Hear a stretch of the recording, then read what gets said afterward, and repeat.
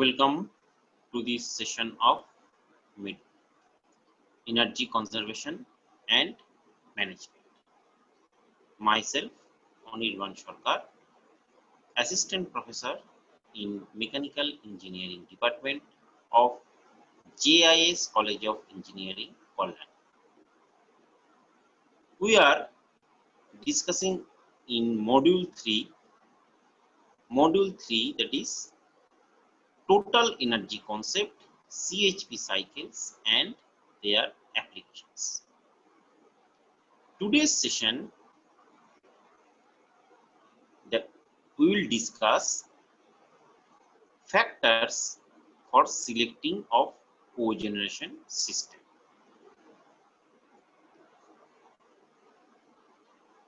Learning outcome,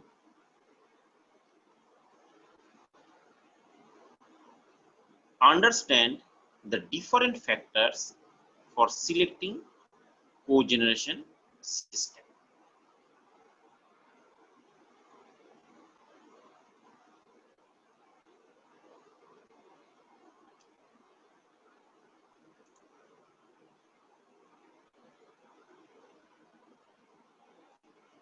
First of all, we have to go through classification of cogeneration system. Cogeneration systems are normally classified according to the sequence of energy use and the operating schemes adopted. A cogeneration system can be classified as either a topping or a bottoming cycle on the basis of the sequence of energy use. In a topping cycle, the fuel supplied is used to first produce power, and then thermal energy, which is the byproduct of the cycle, is used to satisfy process heat or other requirement.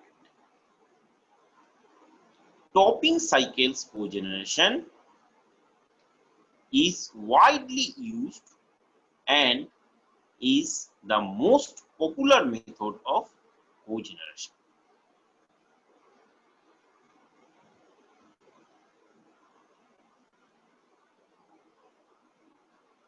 Topping cycle. The four types of topping cycle cogeneration systems are briefly explained here.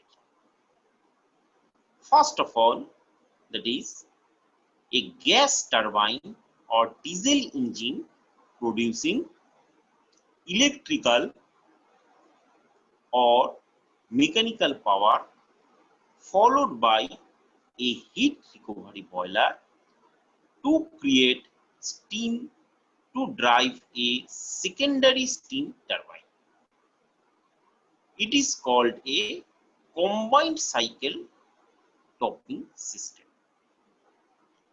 In this system, as shown in this figure, first of all, from the fuel, it burns inside the combustion chamber that flows through the gas turbine. We know if we run the gas turbine single-handedly, then it is not economical, as to compress the air, nearly 1/3 of power of the gas turbine is required.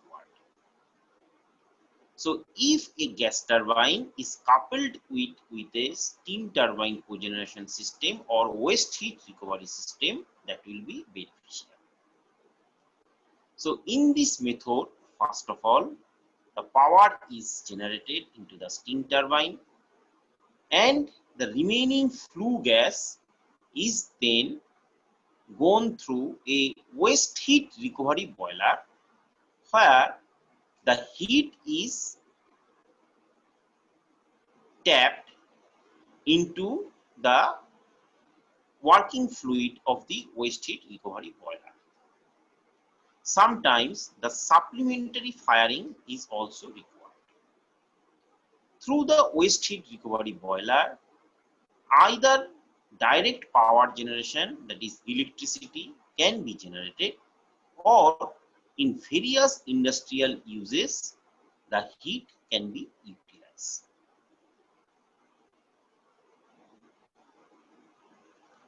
The second type of system burns fuel to produce high pressure steam, then passes through a steam turbine to produce power, with exhaust provide low pressure process steam.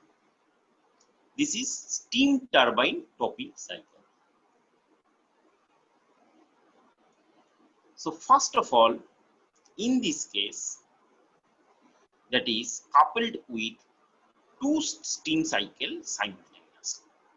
First of all, the steam that is producing creates high pressure, that is passing through a high pressure steam turbine. Then it is passing through a low pressure steam turbine instead of passing through a condenser.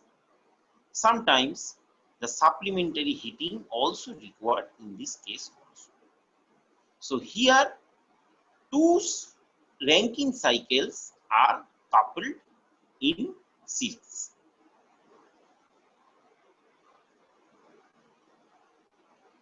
A third type employs heat recovery from an engine, exhaust, or jacket cooling system following to a heat recovery boiler, where it is converted to process steam or hot water for further use.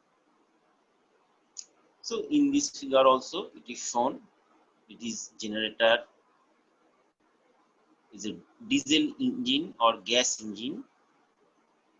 So this engine, the exhaust, that heat is utilized for directly heating or hot water supply, or in the cooling water jacket through the waste heat recovery method. Then also it can produce process steam.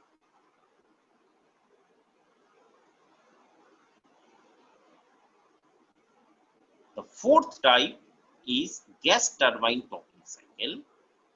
A natural gas turbine drives a generator. The exhaust gas goes to a heat recovery boiler that make process steam and process heat.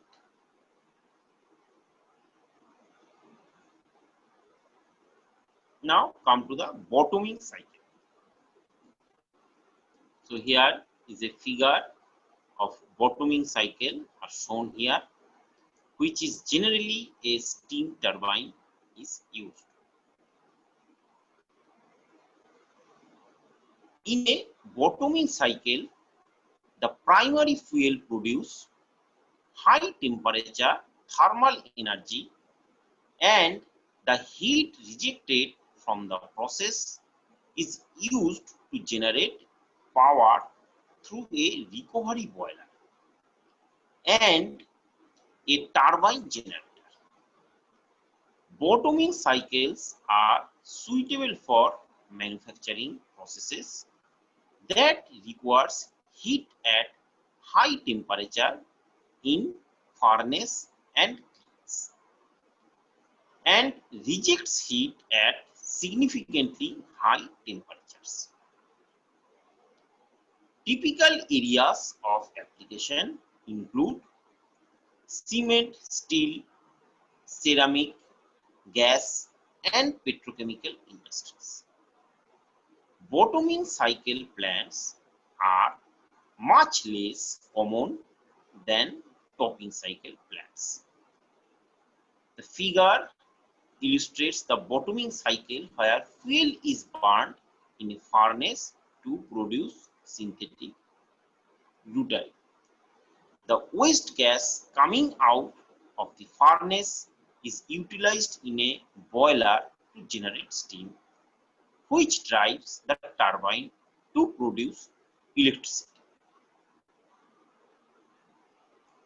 So this bottoming cycle plant is used in several industries for, first of all, for its process, and next is that is as a byproduct of electricity.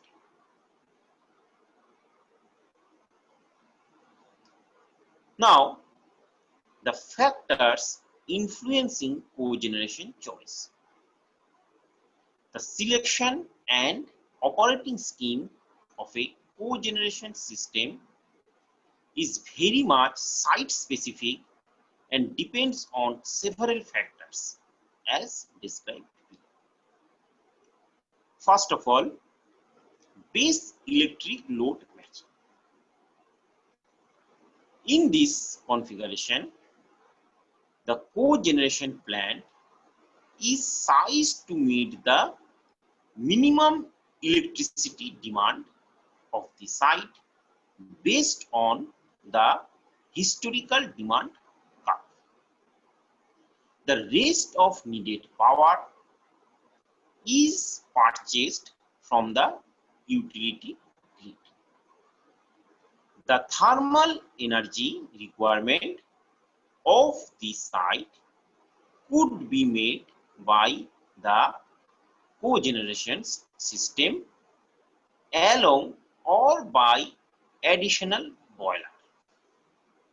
If the thermal energy generated with the base electrical load exceeds the plant's demand, and if the situation permits, excess thermal energy can be exported to neighboring customers. Number 2, base thermal load matching.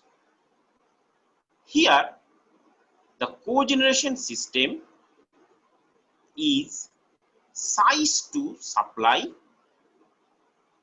the minimum thermal energy requirement of the site.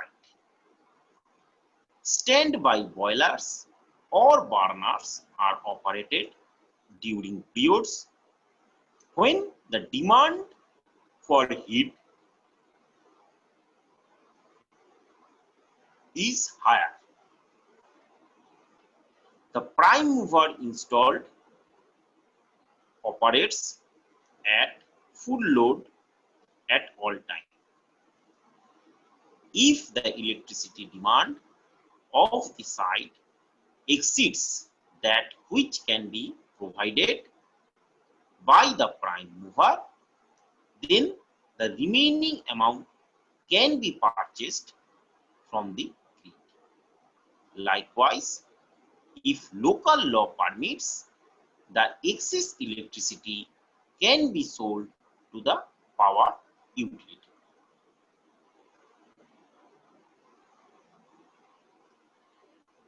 Number 3, electrical load matching.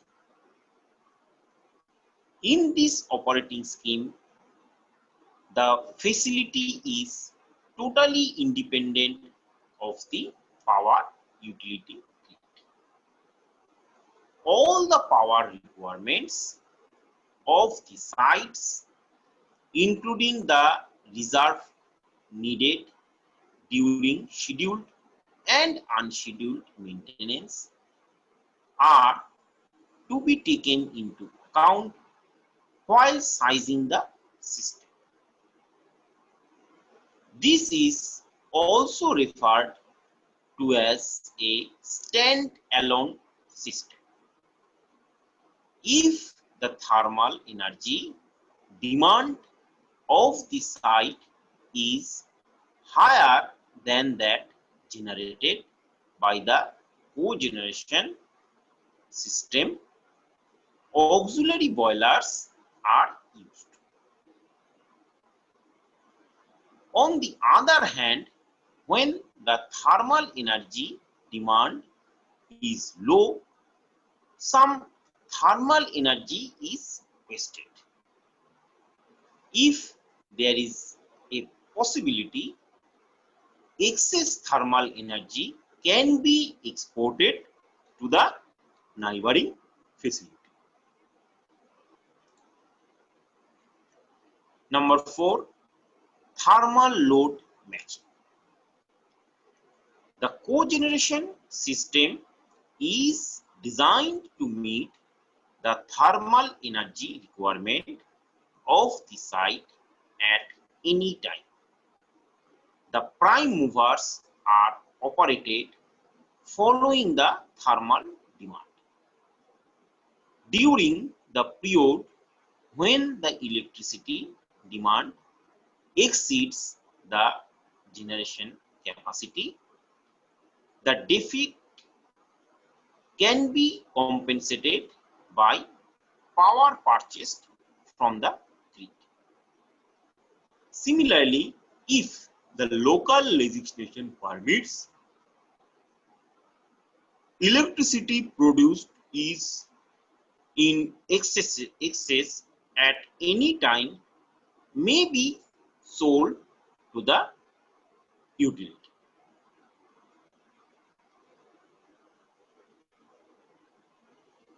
Important technical parameters for cogeneration.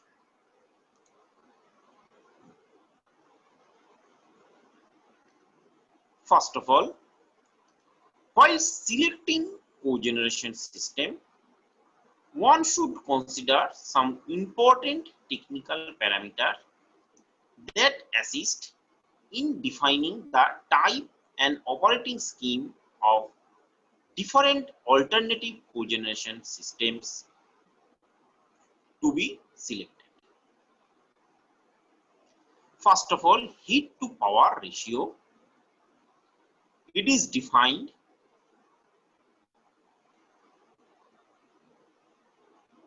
as the ratio of thermal energy to electricity required by the energy consuming facility.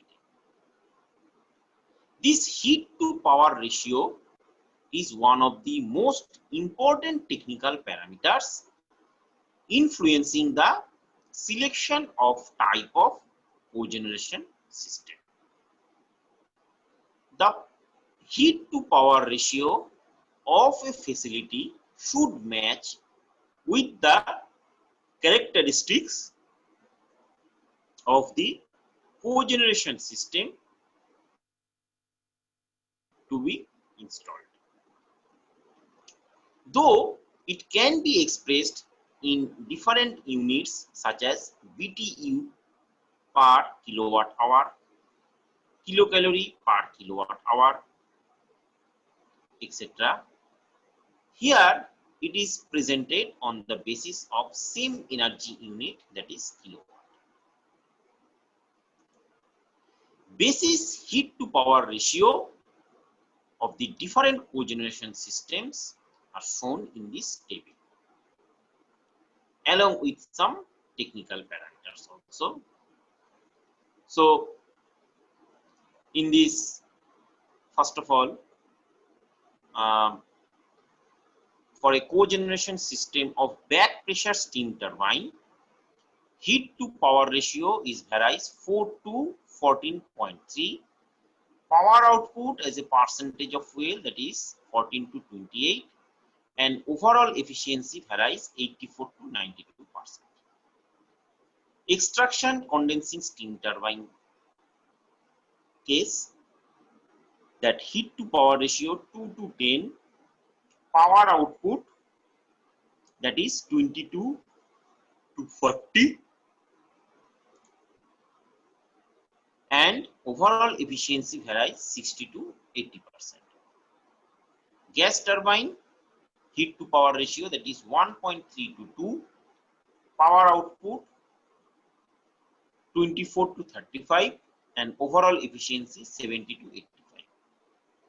Combined cycle, that is 1 to 1.7, power output 34 to 40, and overall efficiency varies between 69 to 83%.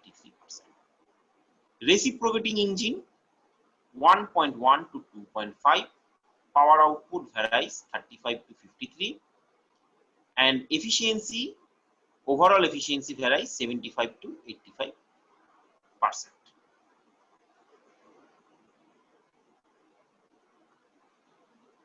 Cogeneration uses a single process to generate both electricity and usable heat or cooling. The proportion of heat and power needed vary from site to site. So the type of plant must be selected carefully and appropriate operating scheme must be established to match demands as closely as possible. The plant may therefore be set up to supply part or all the site heat and electricity loads, or an excess of either may be exported if a suitable customer is available. The following table shows power heat to power ratio for a certain energy industries. That is, for brewery industry, that is minimum heat to power ratio required 1.1 and maximum 4.5.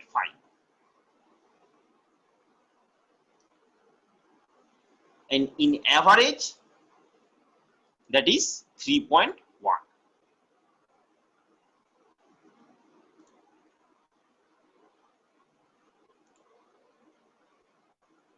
In pharmaceutical industry, minimum 1.5, maximum 2.5, and average is 2. For fertilizer, minimum is 0.8, maximum 3, average is 2. For food, that is 0.8 to 2.5, it varies, and average is 1.5. For paper, 1.5 to 2.5, and average is 1.9.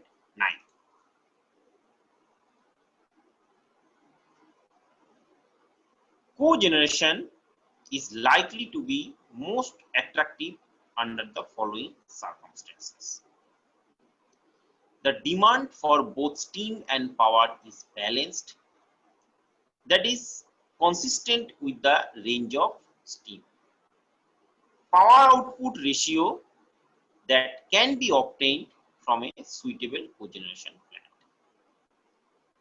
A single plant or a group of plant has sufficient demand for steam and power to permit economics of scale to be achieved.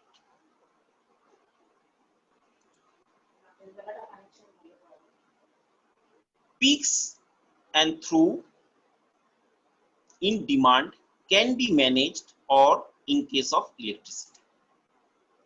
Adequate backup supplies can be obtained from the utility company. The ratio of heat to power required by a site may vary during different times of the day and sessions of the year. Importing power from the grid can make up a shortfall in electrical output from the cogeneration unit. And firing standby boiler can satisfy additional heat demand.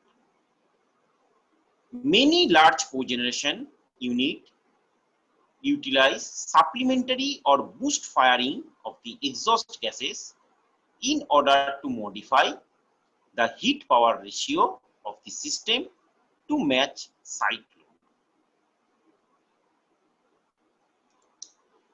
The ratio of heat to power required by a site may vary during times of day and session of the year.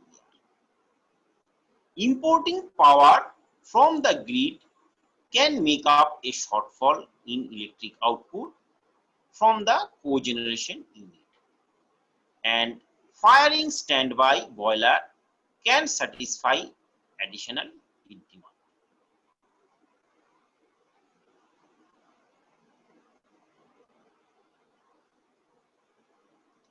Next is quality or thermal energy needed. The quality of thermal energy required, that is temperature and pressure, also determines the type of cogeneration system. For example, a sugar mill needed thermal energy at about 120 degrees centigrade. A topping cycle cogeneration system can meet the heat demand. On the other hand, for a cement plant requiring thermal energy at about 1450 degrees centigrade, a bottoming cycle cogeneration system can meet both high quality and thermal energy and electricity demand of the plant. Load patterns. The heat and power demand pattern of the user affects the selection type and size of the cogeneration system. For instance, the load pattern of the two energy consuming facilities are shown here, that are two different size, possibly different types of cogeneration system, that is factory A and B. So the thermal energy required and the electricity demand for the factory A are the two different. When the thermal energy required high, electricity required low, and when the electricity required high, thermal energy needed less amount. For a factory B, the electricity and thermal energy both are required, and simultaneously they are nearly same demand. Next is fuel availability. Depending on the availability of fuels, some potential cogeneration systems may have to be rejected. The availability of cheap fuels of waste products that can be used as fuels at a site is one of the major factors in the technical consideration, because it determines the competitiveness of the cogeneration system. For example, a rice mill needed mechanical power for milling and heat for paddy drying. If a cogeneration system were considered, the steam turbine system would be first priority, because it can use the rice husk as the fuel, which is available as waste product from the mill. System reliability. Some energy consuming facility requires very reliable power or heat. For instance, a pulp and paper industry cannot operate with a prolonged unavailability of process steam. In such instances, the cogeneration system to be installed must be modular, that is, it should consist of more than one unit, so that shutdown of a specific unit cannot seriously affect the energy supply. Grid dependent system versus independent system. A grid dependent system has access to the grid to buy or sell electricity. The grid dependent system is also known as stand-alone system, that meets all the energy demand of the site. It is obvious that the same energy consuming facility, the technical configuration of the cogeneration system designed as a grid dependent system would be different from that of a standalone system. Number 7, retrofit versus new installations. If the cogeneration system is installed as a retrofit, the system must be designed so that the existing energy conversion system, such as boiler, can still be used. In such circumstances, the opinion for cogeneration system would depend on whether the system is a retrofit or a new installation. Number 8, electricity buyback.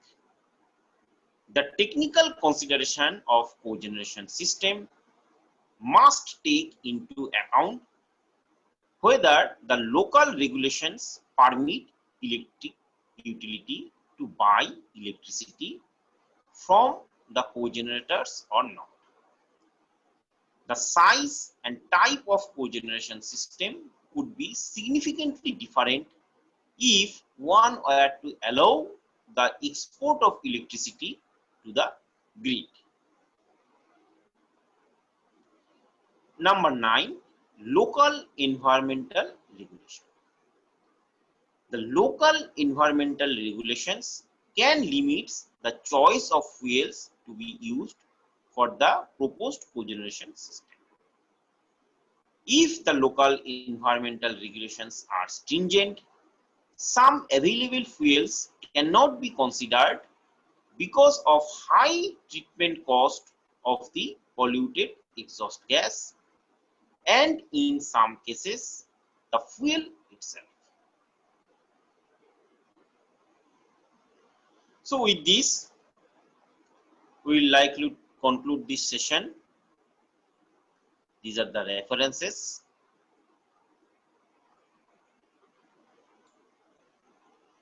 Thank you for joining the session.